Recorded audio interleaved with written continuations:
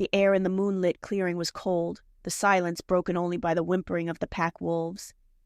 They watched a dying pup, his breath shallowing with every passing second. Kneeling over the small, still body was Aiyana.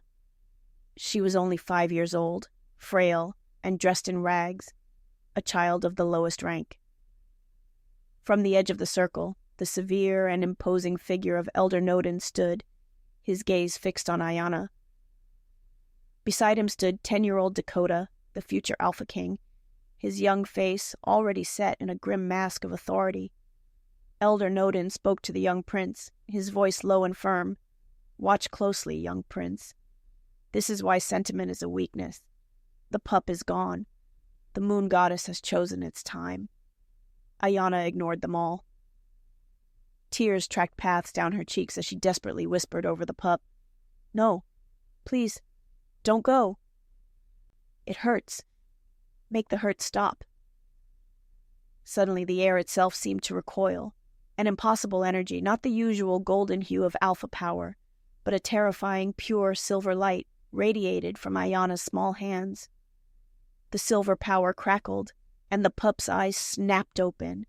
His ragged breathing instantly smoothed out, and the deep bloody wound on his flank closed, leaving only clean, new skin.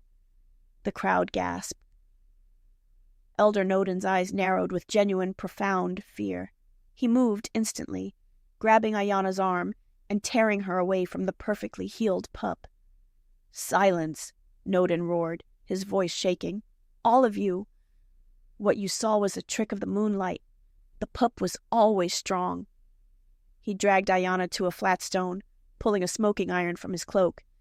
Dakota watched, horrified. He felt a deep, unfamiliar terror, as if a primal law had been broken. He wanted to speak, but the words caught in his throat. Nodin showed no mercy. He pressed the searing iron hard against Aiyana's thin wrist. Her scream was high and unnatural, echoing the pain of the dark, ugly mark he deliberately branded her with. "You will tell anyone who asks that this is the mark of an Omega cursed," Nodin commanded, his voice cold and final. "You were too weak for a wolf, so the mark was given to remind you of your failure. You are nothing. You saved that pup through the luck, and nothing more. Do you understand?" Aiyana, sobbing and gripping her burned wrist, forced the words out. "Yes, Elder Cursed." Nodin glanced at Dakota, whose young face was pale and rigid. The future Alpha King had felt weakness, and he hated it. The need to protect was instantly buried under a sickening wave of shame and cold ambition. Dakota's voice was flat, betraying no emotion. "I understand, Elder. Sentiment is weakness." He turned and walked away, leaving the screaming child and the treacherous elder behind. He had crushed that moment of profound, confusing empathy and replaced it with the ruthless discipline of a future king. 13 years later, Aiyana was 18. The cursed Omega mark was a dull, painful scar on her wrist, a permanent badge of shame in the Bloodfang territory. She moved through the Alpha King's grand, opulent feasting hall like a ghost, serving drinks, her head perpetually bowed. Her soul was the unacknowledged Omega, the unseen, the unwanted. Then the only thing eternal about her life was the pain of that mark, and the certainty that no mate would ever look at her twice. As she passed a group of higher-ranking betas, one of them deliberately stuck out a foot to trip her. Years of subservience had made her reflexes sharp. She caught herself before falling, though the silver serving tray rattled in her hands. From a nearby bench, Nayeli watched with a cruel smile. Nayeli was a beautiful, high-ranking gamma wolf, and the pack's favored choice for the Alpha King's future bride. Nayeli spoke loudly enough for the whole hall, and Aiyana, to hear. "Look at the Omega, still shuffling like a worm. Honestly, if she's too inept to serve, why doesn't Elder Nodin just toss her to the rogues?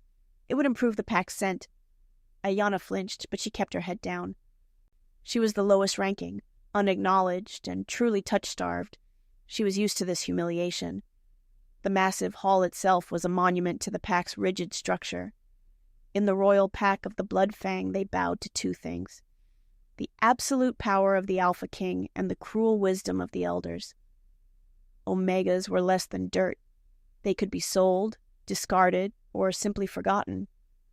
The moon goddess gave them the mate bond, but in this court, only strength mattered. The weak were crushed.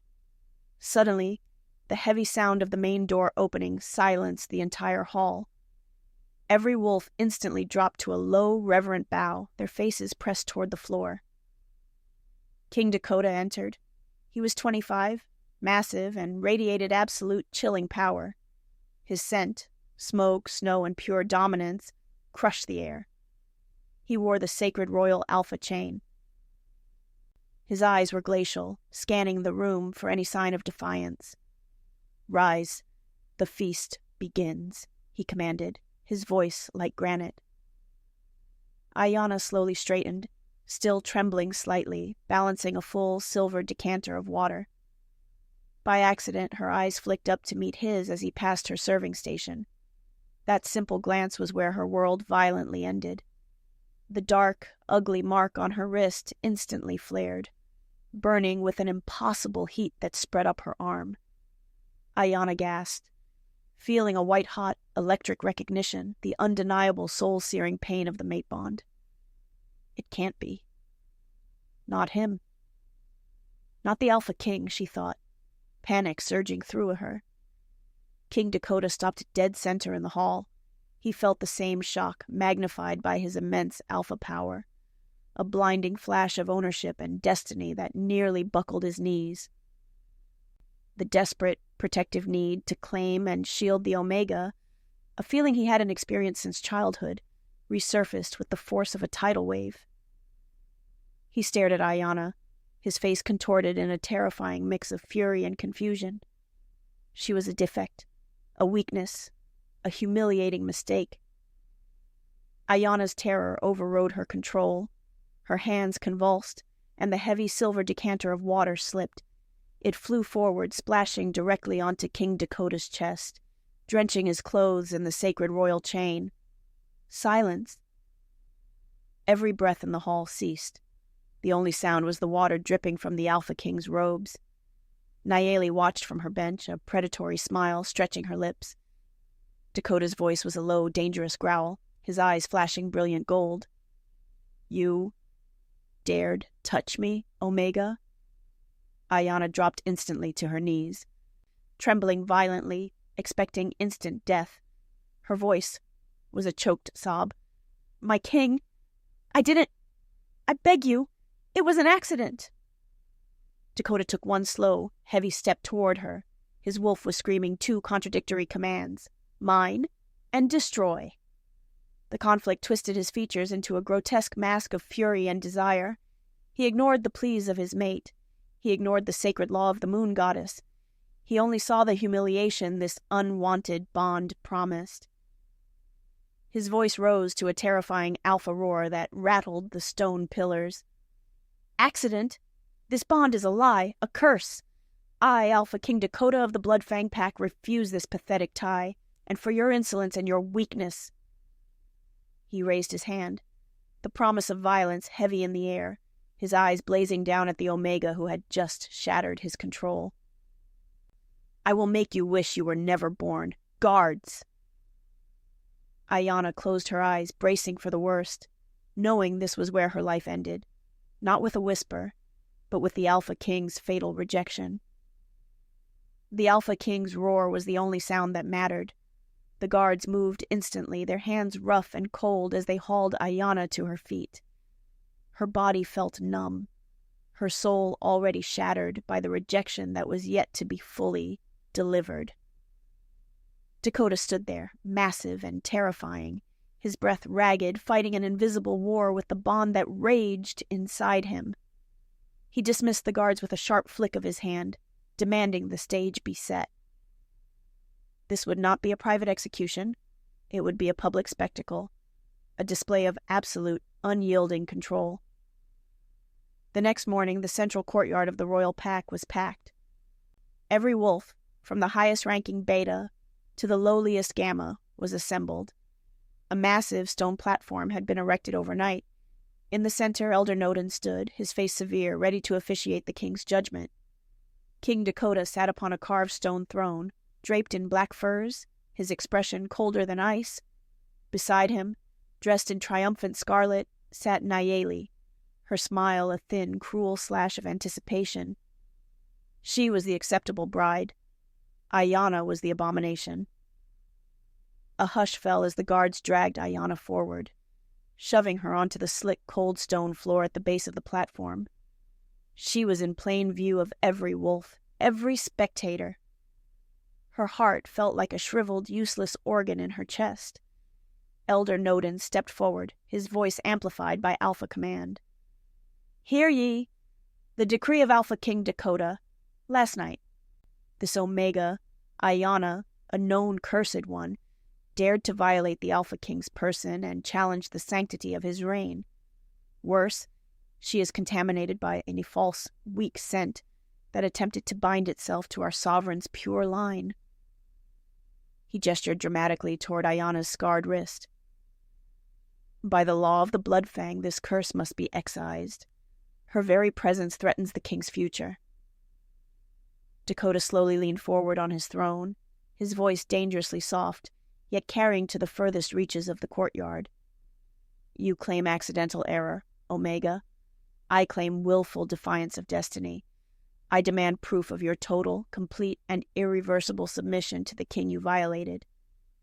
He slowly extended one boot, encased in polished black leather, into the space above Aiyana's head.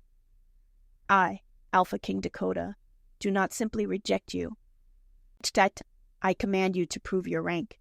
You will crawl from where you lie, across this courtyard, and you will kiss the sole of this boot. Only then will your life be spared, but your status as an Omega slave will be cemented forever.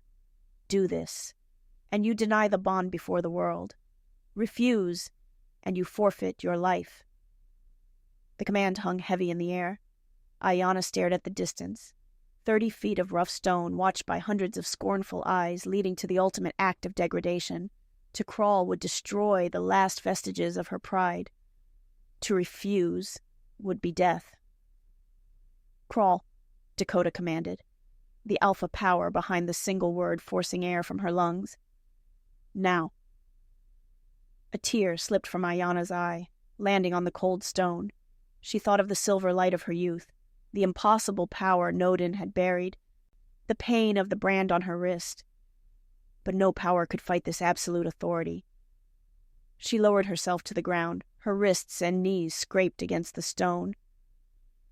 Aiyana began to crawl. Every inch was agony.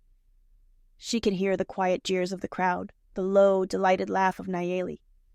The scent of Dakota's raw dominance was suffocating, forcing her lower, reminding her that she was nothing but a slave beneath his heel. Unwanted, rejected, cursed. She closed her eyes, pulling herself forward, using only the strength of her broken will. "This is my acceptance of my place," she thought. "I am the Omega. I crawl for my life." Aiyana was halfway there. The pain in her knees was blinding, the shame of physical weight on her back. She could see the glossy leather of Dakota's boot now, the final destination of her dignity. Suddenly, a strange sensation started in her chest. It wasn't pain. It was a sudden, involuntary flare of heat. The brand on her wrist, the cursed Omega mark, began to glow, a faint internal silver light surging through her veins. It was the sleeping power, triggered by the profound life-or-death emotional stakes of the mate bond's rejection. The light, though barely visible, was like a lightning bolt directly to the Alpha King. Dakota, sitting motionless on his throne, felt a violent internal shockwave. It wasn't the external force of the Omega, it was the power of his inner wolf, suddenly awake, enraged, and terrified of what he was doing. The wolf fought the Alpha, screaming, "Mine! Claim her! Stop this madness!" The internal struggle was monstrous. Sweat beaded instantly on Dakota's forehead. He clenched his jaw so hard that the muscle in his temple jumped. He fought the primal urge to jump down, scoop the crawling figure up, and shred anyone who had forced her to such humiliation. Aiyana was only inches from the boot now. She reached out, her fingers stained with dust and blood, ready to end the ordeal. As her hand neared the boot, the silver light pulsed one last time. The power of the awakening mate, coupled with the desperate scream of his own wolf, was too much. King Dakota's control snapped. His body did not move, but his massive, black leather-clad right knee violently twitched, jerking a fraction of an inch downward. The motion was minuscule, barely a spasm, but it was an unmistakable, involuntary, muscular reaction of a body trying to assume a kneeling position. Dakota's eyes, which had been cold gold, widened in pure, what part, absolute terror. His breath hitched. He had almost done the impossible. His wolf had almost made the Alpha King kneel to the Omega. Aiyana, focused only on the leather, didn't see the slip. She simply finished the act. Her lips, cold and cracked, touched the boot, the leather tasting of dust and the king's crushing power. She had fulfilled the command. She had submitted. The rejection was complete. The court cheered, a wave of relieved, scornful sound washing over the courtyard. The ritual was done. The king was safe from the Omega's contaminating touch. But King Dakota didn't hear the cheers. He only heard the feral snarl of his inner wolf, raging against the control that had barely held it back. His hand was trembling on the armrest of his throne. He looked down at Aiyana, who lay prone and broken at his feet. The shame he felt was no longer for the weakness she represented, but for the monstrous crime he had just committed against his own mate. He had won the public spectacle, but his wolf had been defeated. Aiyana was dragged from the courtyard and hurled into the deepest level of the pack dungeons. The guards, emboldened by the king's rejection, showed her no mercy. She lay curled on the damp straw, her raw knees burning, her heart weeping in silent agony. The physical pain was nothing compared to the complete, bone-deep humiliation. Her last shred of self-worth had been scraped away on the stone. She was truly unwanted. Omega, you are nothing. You crawl.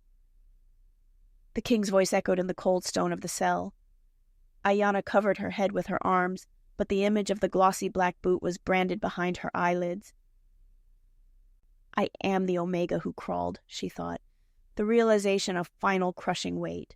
I am the curse. Not even the moon goddess would look at me now. She ran a finger over the smooth, unblinking surface of the stone floor. It was cleaner than her own clothes. They forced me to submit. They forced my body to betray the spirit of my wolf. There is no hope left. There is only survival. She thought of the brief, terrible moment when the silver power had surged, the heat that defied the moon metal. It was the only proof she had of being more than dirt. Yet it had ultimately failed to save her pride. She had been on her knees anyway. The shame was a physical illness, rendering her wolf silent and defeated. The weak Omega is dead, she resolved, her voice silent but firm. Only the slave who seeks revenge remains. Meanwhile, back in the Alpha's private study, King Dakota was in a state of barely controlled chaos. The windows were thrown open, yet he could still smell the copper tang of Aiyana's blood on the wind. He stared at his right knee, the one that had twitched. He flexed the muscle again and again, trying to regain the iron command his body had momentarily betrayed. He threw a goblet of wine across the room, the anger fueled by guilt. Dakota knew what the wolf had tried to do. The cruel Alpha facade was shaking. The rejection to regret arc had violently begun. He needed to prove to his wolf and to his pack that the bond meant nothing. He summoned Elder Noden. "Elder," Dakota commanded, his voice raw, "accelerate the wedding. I want the bonding ceremony with Nayeli complete before the next full moon. I want her sent on me permanently. I want this Omega distraction to be forgotten." Knelt, a shrewd man, smiled thinly. As you command, my king. A wise move. A strong scent is needed to cover a weak curse. Nayeli herself was waiting outside, triumphant. She entered the study, flowing into his arms. Dakota held her, not with love, but with a desperate, crushing need to silence the screaming in his head. He stared over Nayeli's shoulder, his gaze fixed on the courtyard where Aiyana had crawled. He saw not a defeated slave, but a silent, injured queen. Dakota buried his face in Nayeli's hair, letting her opulent scent of vanilla and roses overwhelm him. It didn't work. Beneath the sweetness, his wolf only registered the faint, lingering scent of dust, blood, and silver. He was committed. He had rejected his mate before the world and condemned her to servitude. Now, he would publicly commit to another. He had won the war of control, but in doing so he had doomed himself to a deeper, more torturous path of regret.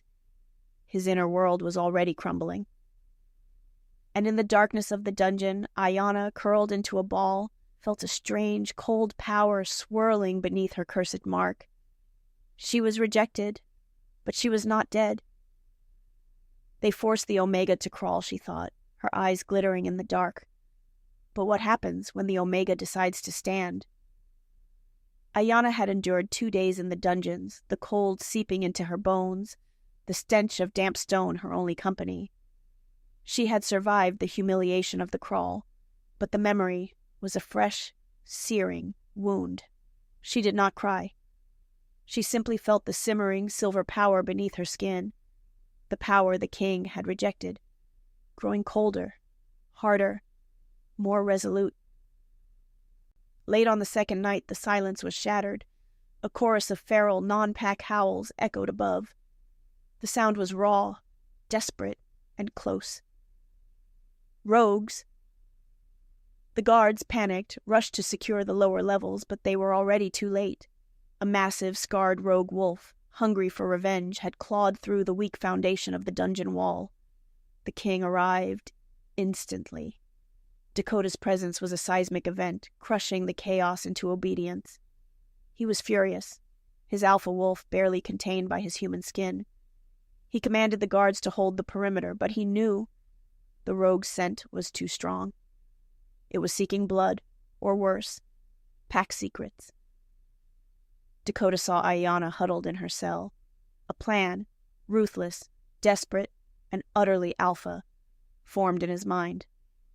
He needed bait, something the rogue would be drawn to, yet something he could protect. He needed Aiyana's weak, vulnerable scent. He yanked the cell door open. Up, Omega. You are leaving the dungeon. You will walk ahead of me toward the outer wall. Your scent is weak and will draw the rogue from the pack center. Aiyana looked up, her eyes dull, but a flicker of defiance sparked. She knew the risk. She was bait, a human shield. If I am to be bait, my king, she whispered, her voice husky from disuse, I request a weapon or freedom to run. Dakota scoffed, grabbing the wrist with the cursed mark and dragging her out. Your existence is my weapon, Omega, and your freedom is irrelevant. You belong to the pack, and now you belong to me. Move. He forced her to walk a narrow, unlit corridor toward the old supply exit. They were isolated, just the two of them, the heavy, dominant weight of the Alpha King right behind her, his breath warm on the back of her neck. Every nerve in Aiyana's body screamed. The fear of the rogue was secondary to the sheer, oppressive proximity of her mate, the Alpha who had crushed her. Her scent is stronger than it should be. Not sweet, not alpha, but metallic, like pure, cold water. It draws them, but it's drawing my wolf too. Damn it! I should feel disgust, not this primal urge to pull her against my back, Dakota thought, fighting his own steps. I rejected this. Why is my body betraying me again? The rogue found them. It launched itself from the shadow of a storage rack, a blur of gray fur and snapping jaws aiming for Aiyana's throat. Dakota reacted instantly. He shoved Aiyana violently behind him. The air was thick with the fight, the metallic tang of the rogue's desperation mixing with the raw dominance of the Alpha King. He didn't just shove her for safety, he slammed her into the wall, a possessive, rough movement meant only to put his body between her and the threat. In a thunderous crack of bone and muscle, the Alpha King wolf emerged, a behemoth of black fur and burning gold eyes. The fight was brutal, swift, and entirely primal. Dakota tore the rogue apart, but not without consequence. The rogue's desperate claws raked deep gashes across Dakota's side and shoulder before it fell silent in a pool of blood. Dakota shifted back, staggering slightly, clutching his wounded side. He was bleeding heavily. He was still furious, but the adrenaline was fading, leaving only the raw, throbbing pain. He looked at Aiyana, who had not run but was kneeling beside the carcass, her eyes wide but steady. Her refusal to flee under fire was a new, unsettling mark of strength. "Clean this up, Omega," he grunted, his voice tight with pain. "Then you will follow me. I will not bleed out in the middle of the supply lines." He forced her into his private chambers, the most sacred forbidden room in the pack house. The isolation was now complete. She was locked in with her injured, dominant, and deeply conflicted mate.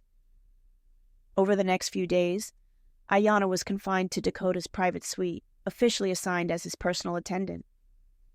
Her duties involved cleaning his rooms, fetching his food, and managing his pain with basic, inadequate pack remedies. One afternoon, Dakota was forced to attend a council meeting, leaving Aiyana alone. A knock came at the door.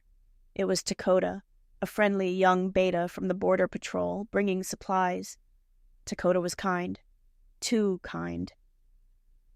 He saw the bruises on Aiyana's knees and the perpetual fear in her eyes. "Aiyana, the king is a hard man, but you don't deserve this. Here," Dakota said gently. He pulled out a small, carefully wrapped poultice of herbs, potent pack-level pain relief. He reached out and, with slow, respectful care, touched the edge of her cursed Omega mark. It was the first unforced, kind touch Aiyana had received in years. She froze, a silent sob catching in her throat. "Don't let the mark define you," Dakota continued warmly. "You're stronger than they say, Aiyana. Use this for your knees. And if you ever need help, send word to the border." Aiyana nodded, unable to speak, clutching the poultice like a treasure. The kindness was almost more painful than the rejection. The door flew open. Dakota stood there, having returned early. He had heard the low, warm timbre of Dakota's voice and, more crucially, had scented the beta's gentle, lingering touch on his Omega. The air instantly chilled. Dakota's eyes were not gold, but a terrifying, unstable mix of gold and scarlet. Jealousy. It was an ugly, primal emotion that ripped through his alpha control. The scent of vanilla from Nayeli, which he tried to layer over his skin, felt useless against this raw territorialism. "Leave. Now," Dakota snarled, the command directed solely at Dakota. Dakota, startled by the sheer territorial rage, bowed quickly and fled, leaving the supplies behind. Dakota slammed the door shut, locking it with a sharp click. He walked toward Aiyana slowly, radiating a suffocating level of dominance. He didn't touch her, but his presence was a physical violation. "You accept gifts from other wolves now, Omega. You allow their scent on you," he demanded, his voice trembling with suppressed fury. Aiyana, terrified, crumpled the poultice in her hand. "He was only offering aid, my king. I did not ask for it." Dakota stepped closer, forcing her back against the wall. The scent of fear and the residual scent of Dakota's gentle touch ignited his territorial wolf. He loomed, his chest heaving.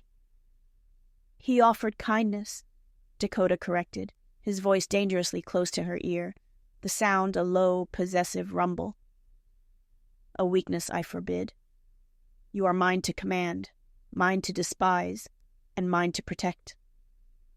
That is my right, and no other wolf will presume to touch what is mine." No other scent will touch you. Do you understand? He pressed his hand flat against the wall beside her head, trapping her. He didn't look at her face. He stared only at her neck, at the vulnerable pulse point where the mark would go, fighting the urge to seal his ownership right there. To reinforce his command, he changed her duties. Tonight, you will clean every inch of this chamber. Every single inch. Then you will wait outside my bedroom door until I grant you leave to sleep. You will serve only me, only here. No more contact with Beat-Us. You are confined. Dakota's alpha command was absolute. He had crushed her dignity, but in doing so he had isolated her completely, unintentionally setting the stage for the true power reveal. The incident with Dakota and the surge of jealousy left Dakota volatile and restless. His infected wounds, poorly treated with common pack herbs, flared with pain and fever. He was fighting the wound, fighting his wedding timeline, and fighting the desperate ache of the mate bond. One night, the fever peaked.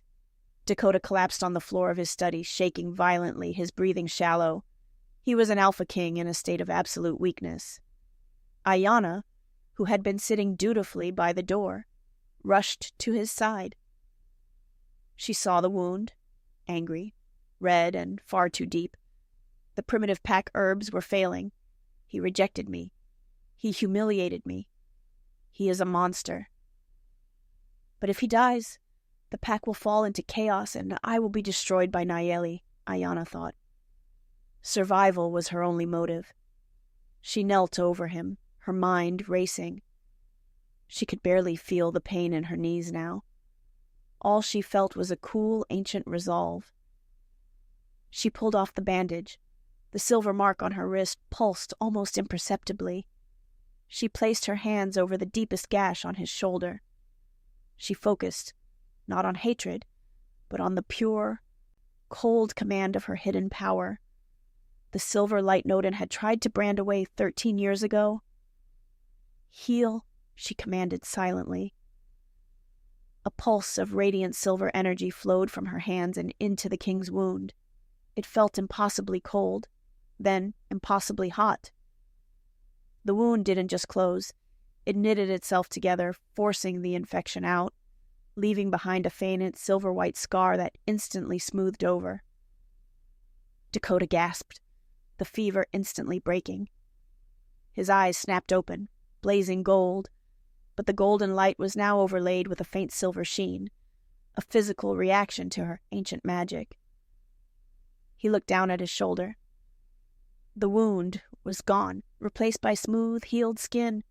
Then he looked at Aiyana, her hands hovering just above him, her face pale with exhaustion, the cursed Omega mark on her wrist, faintly, unmistakably, glowing. Dakota knew the pack healing was slow and often left scars. This was instantaneous. This was power. Not a curse, but something ancient, potent, and utterly forbidden. What are you? He asked, awe, shock, and dawning realization in his voice. The weak Omega was gone. In her place was a secret powerful healer who had just saved his life. His perception of her, as a pathetic slave, had just been irrevocably shattered. The shock of the healing was too much for Dakota's weakened state. He tried to rise, but his head swam. He collapsed back onto the floor, pulling Aiyana down with him. Dakota was now delirious from the fever breaking and the shock of the silver power. He was conscious, but his control was fragmented. The Alpha King was gone, replaced by the vulnerable wolf. He saw her, but he didn't see the Omega who crawled. He saw the mate his wolf craved, strong, kind, and incandescently powerful. He reached up, his rough fingers tracing the line of her cheekbone, pulling her closer. His touch was no longer cruel or dominating. It was possessive, gentle, deeply vulnerable. Nayeli. You came back for me, he whispered, his voice husky with raw need. My love, don't leave me again. He pulled her face to his, closing the distance, needing the comfort and claiming of his mate.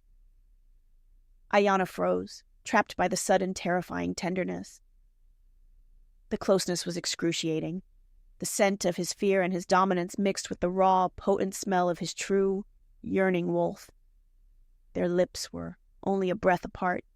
Just as his mouth brushed hers, a frantic hammering erupted at the door of the private study.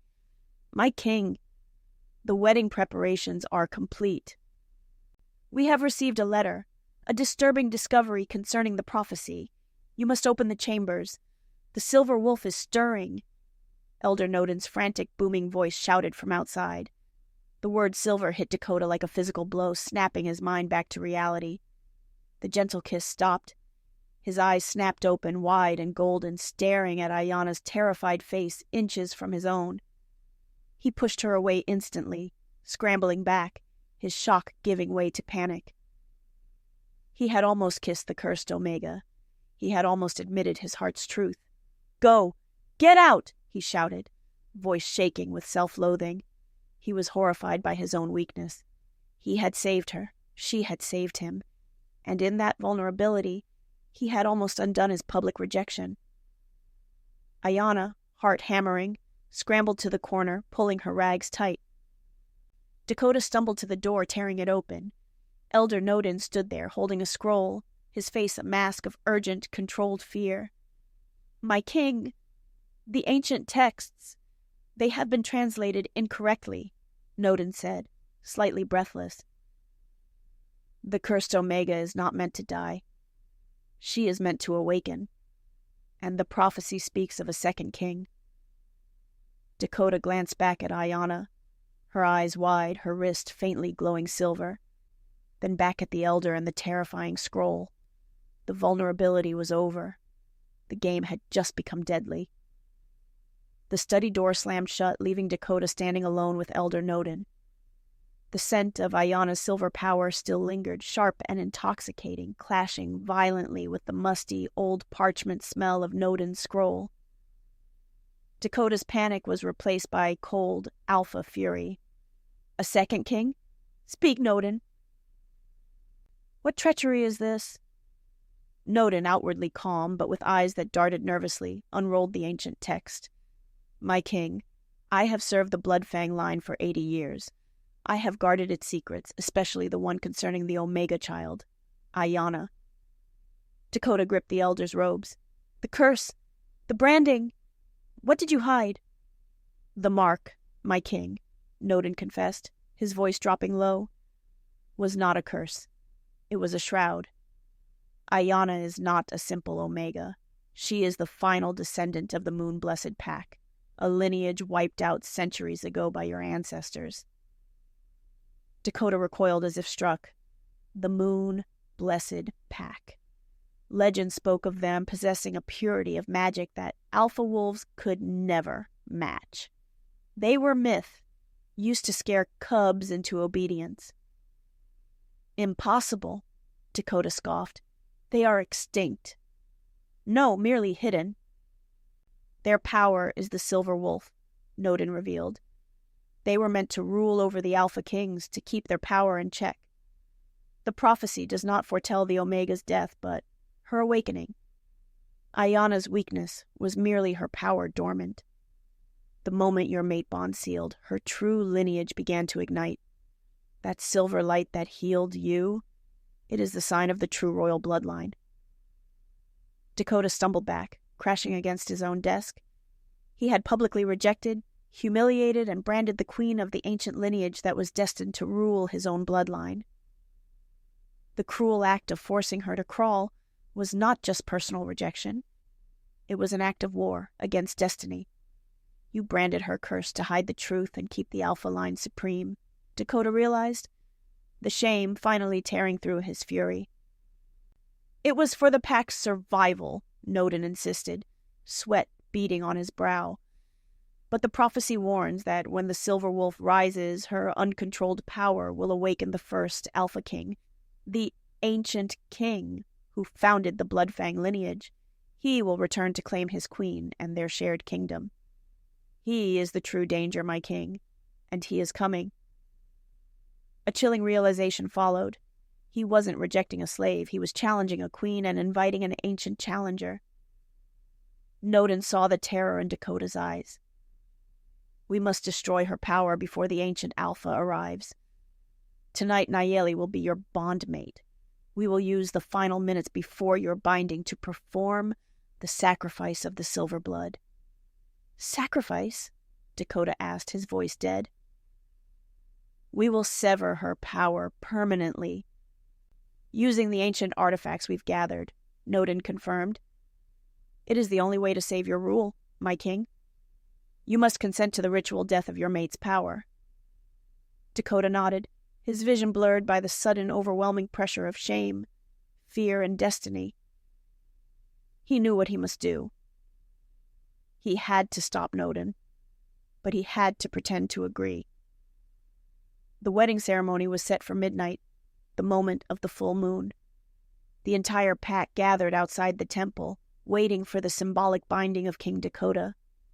In the deepest secret chamber beneath the temple, Elder Nodin prepared the sacrifice of the silver blood. Aiyana was chained to a massive altar carved with ancient defaced symbols of the moon-blessed pack. Her wrists were bound in moon metal chains, the only metal capable of suppressing the silver power. Nayeli stood over her, dressed in her wedding finery, holding a ceremonial obsidian dagger. She was not merely marrying the king, she was participating in the destruction of her rival, waiting for Nodin's signal. The king has commanded it, Nayeli sneered, tracing the dagger along Aiyana's throat. He chose us, Omega. He rejected your crawling body and your tainted blood. Now, I will remove the taint forever. Elder Nodin began the chant, a deep rhythmic thrumming that was meant to drain the life force from the silver wolf. Aiyana felt the chilling power of the moon metal chains digging into her skin, suppressing the silver light. Her breathing grew shallow. This was the death scare. Upstairs, the wedding was underway. Dakota stood beside the altar, his face like stone, his hand clutching his arm. He was waiting for the perfect moment. Dakota forced himself to smile at the pack, then he slowly leaned toward Nodin, gripping his hand. A rogue breach, Dakota roared, amplifying his voice with his alpha command. The lower security has failed. Guard the perimeter. I will secure the prisoner. He shoved aside the beta who stood next to him and raced toward the secret steps leading to the ritual chamber, the sudden desperate move tearing the wedding apart. Below the temple, the chanting intensified. Nayeli looked up, hearing the commotion above, her eyes widening in confusion. She assumed the king was simply making an excuse. She raised the obsidian dagger over Aiyana's chest, ready to strike the final binding blow. "Farewell, Omega," Nayeli whispered, her face alight with triumph. Just as the dagger plunged downward, a thunderous crash rocked the chamber as Dakota burst through the door, his face streaked with sweat and blood, his wolf howling in desperate protective rage. "Stop!" he roared, a command that shook the stone walls. Nayeli paused, confused. Nodin continued the chant, desperately trying to finish the ritual. Dakota lunged toward the altar, but Nodin threw a protective ward. Dakota hit the magical barrier, staggering back, losing precious seconds. Seeing her last chance, Nayeli drove the dagger hard into Aiyana's shoulder, right near the heart. It wasn't meant to kill, but to sever the spiritual connection to her power. The pain was total. Absolute. Aiyana felt the silver core of her being rupture. But instead of draining her, the pain broke the moon metal chain's suppression. The ritual had failed, transforming the suppression into a detonator. Aiyana looked at Nayeli, then at Nodin, then at the frantic King Dakota, and a terrifying cold fury overtook her. The weak Omega was dead. The Silver Queen had awakened. A scream tore from Aiyana's throat, a high, pure sound of ancient magic. The silver light exploded from her body, burning away the chains and the altar. The chamber walls cracked. Aiyana shifted. It was not the slow, painful transformation of a pack wolf. It was immediate, blinding, and overwhelming. She became a magnificent silver wolf, enormous and ethereal, her fur shimmering like moonlight on snow. She was taller than the biggest alpha, radiating a spiritual power that instantly crushed the dominance of every wolf present. Nodin and Nayeli screamed in terror. They were faced not with a slave, but with a deity. With a single, effortless swipe of her massive silver paw, Aiyana tossed Nayeli across the room, knocking her unconscious. Then she turned her burning silver eyes toward the elder. Nodin dropped to his knees, his chant dissolving into pleas. "The prophecy is fulfilled. Forgive me, Queen." Aiyana did not forgive. She let loose a roar of pure silver power that flattened Nodin against the far wall, leaving him injured and neutralized. Only one person was left standing in the ruined chamber: King Dakota. His gold eyes were wide, not with terror of the beast, but with the profound shock of recognition. This was his mate. This colossal, powerful, perfect being of light and fury. The guards rushed to the door, seeing their king standing before a creature of legend. They raised their weapons, preparing to attack Aiyana. "My king, stand back." "We must neutralize the beast," the guard commander yelled. Dakota looked at the silver wolf, at his mate, who was still consumed by the fight, ready to destroy anyone who approached her. He looked at his pack, at the ancient prophecy, and at the bloody ruins of his pride. He realized that if he fought her, he would not only lose his life, but he would destroy his pack and his destiny. He had already rejected his mate once. He would not do it again. Dakota dropped his weapon. He dismissed his guards with the sheer, crushing weight of his alpha aura. "No!" he roared, his voice laced with agony and absolute surrender. Then, the Alpha King of the Blood Fang, the wolf who had forced the Omega to crawl, did the unimaginable. He got down on his knees. He willingly dropped to his knees before her. His head bowed low, his entire body shaking. Not from fear, but from the acceptance of destiny and the submission of his alpha wolf to the queen. "Mine, my queen. I submit. I accept. Forgive me," Dakota whispered, the sound a mix of broken surrender, pain, and reverence. The silver wolf, Aiyana, stood over him, magnificent at that terrible. The massive head tilted, her luminous silver eyes staring down at the greatest Alpha King, who was kneeling to her for the first time. The true battle was over. The title's promise was paid in full. But the final choice remained.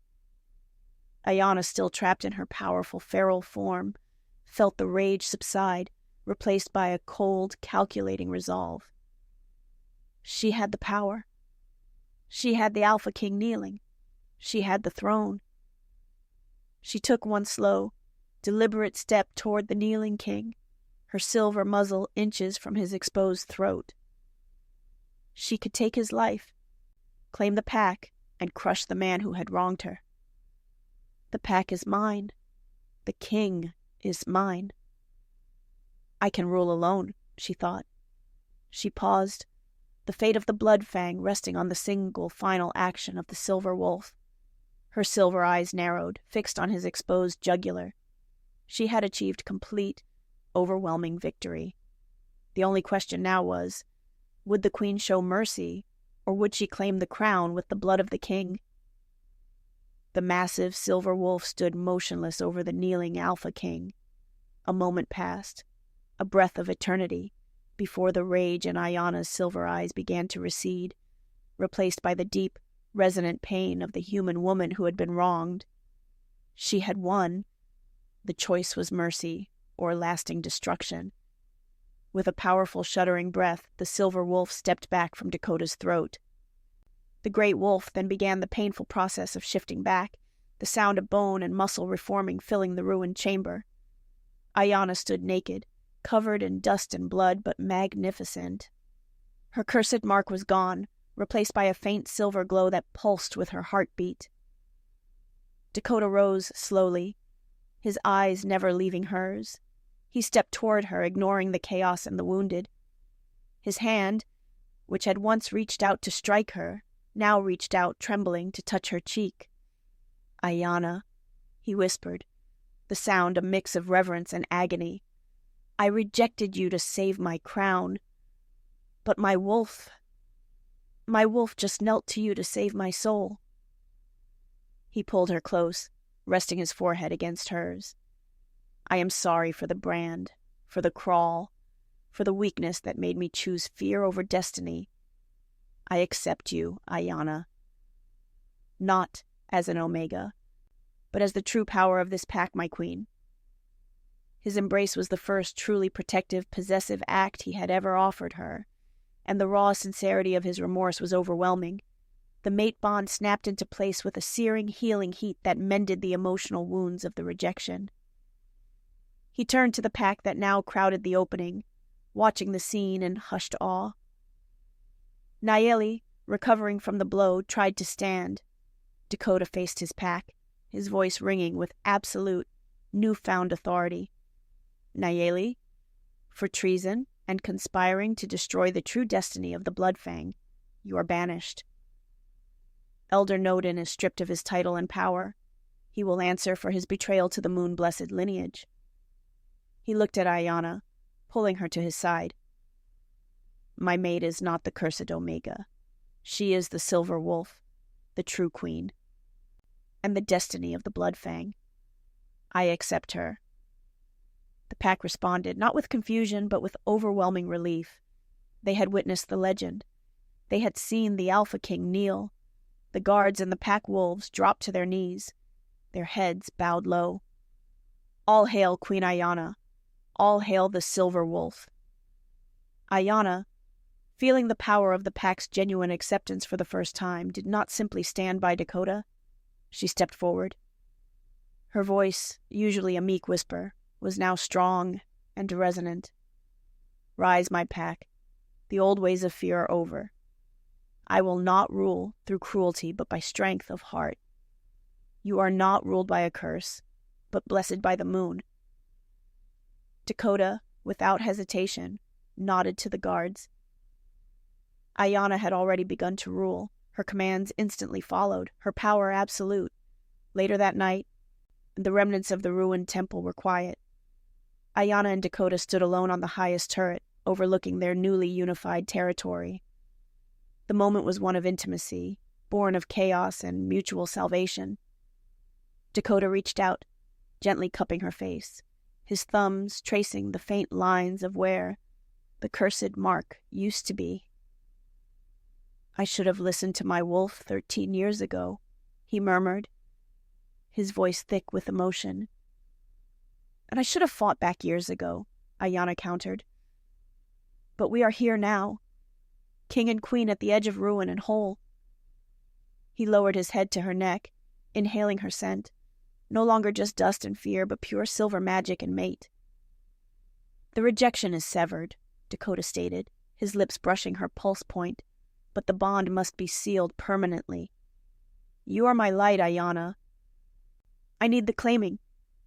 He found her mating gland, and with a small, possessive nip, the final act of acceptance was completed. Silver light from Aiyana pulsed into him, mingling with his deep alpha gold. The fusion was intense, a melding of power and destiny. "Now we are one," Dakota declared, lifting her into his arms. The king and the queen finally unified. 1 year passed. The Bloodfang pack had transformed. Aiyana ruled alongside Dakota, ensuring fairness and strength. The silver light of her power was a blessing, not a curse. They rebuilt the temple, dedicating it to unity and justice. Aiyana stood in the sunlight, the Alpha King's jacket draped over her shoulders, her hand resting gently on her belly. She smiled at Dakota, who was watching her with undisguised pride. "The healers confirm it, my king," Aiyana said happily. "Twins. A son and a daughter. The next generation of the Silver Line." Dakota roared with triumphant laughter, scooping her up and swinging her around. They had defeated the curse, crushed the traitors, and secured their future. The story was complete.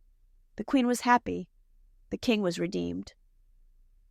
Dakota, feeling the need to finally close the door on the past, brought Aiyana a final gift. The ancient, repaired scroll of the prophecy taken from Nodin's hidden archives. "Let us read the true ending," Dakota suggested, sitting beside her. "The part where the silver wolf defeats the enemy and secures the future." They unrolled the parchment. The translation was clear. "The silver wolf shall rise, and she shall rule with the Alpha King." But as Aiyana traced the final lines, she noticed a small, crude symbol, an inscription deliberately carved over and ignored by Nodin. It was a secondary mark, hidden in the margin, mentioning the children. Aiyana frowned, translating the crude addition slowly. It says, "Her children shall be the power, but they will belong to the first Alpha King." A cold dread settled over them. The prophecy wasn't about her ruling. It was about her children fulfilling the original destiny. And the first Alpha King was the very threat Nodin had warned them about. Dakota tried to dismiss it. "It's a broken piece of text, Aiyana. Nodin's final attempt to curse us." Just then, a commotion erupted outside the temple doors. The air instantly changed. It was an alpha scent, but ancient, potent, and overwhelmingly dominant. A scent that somehow smelled older than Dakota's own lineage. A young man, dressed in the faded silks of a distant, forgotten kingdom, stood in the doorway. He carried a royal banner, emblazoned with a silver wolf and a strange, archaic star. The messenger did not bow to King Dakota. He walked past the reigning king and knelt only before the pregnant Queen Aiyana. "My queen," the messenger said, his voice deep and echoing. "We were sent by the first Alpha King, the ancient one who founded the silver lineage, who forged the destiny you carry." He stood, his gaze locking on Aiyana's startled, terrified eyes. "He is awake after centuries, and he demands his queen back, and the children she carries." Aiyana looked at Dakota, her hand flying to her belly. The fear returned, sharp and absolute. The war for the Blood Fang was over, but the war for her soul and her children had just begun.